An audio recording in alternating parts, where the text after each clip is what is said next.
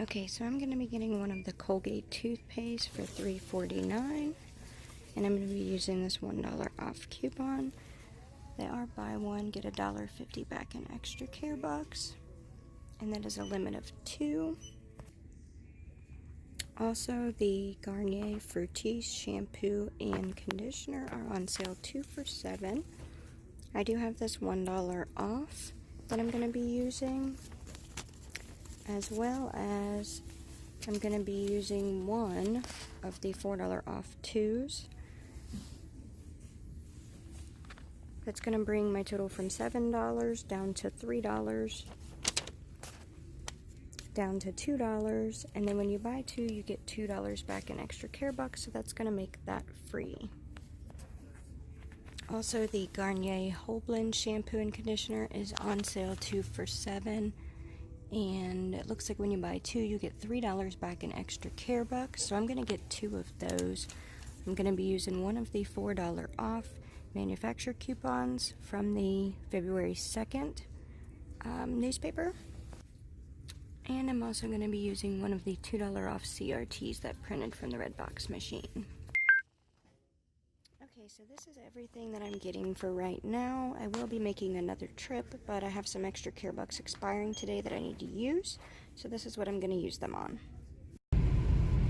Okay, so here is my receipt. I got 2 of the Garnier Fructis at 2 for $7, 2 of the Garnier Whole Blends at 2 for $7, and the Colgate toothpaste at $3.49. My $4 off for the Garnier Fructis came off. My $4 off for the Whole Blends came off. My $1 coupon for the Colgate toothpaste came off. Then that $2 off Whole Blend CRT that printed at the Redbox for everybody came off. Plus I had a $1 off Garnier Fructis. That was a CRT from last week.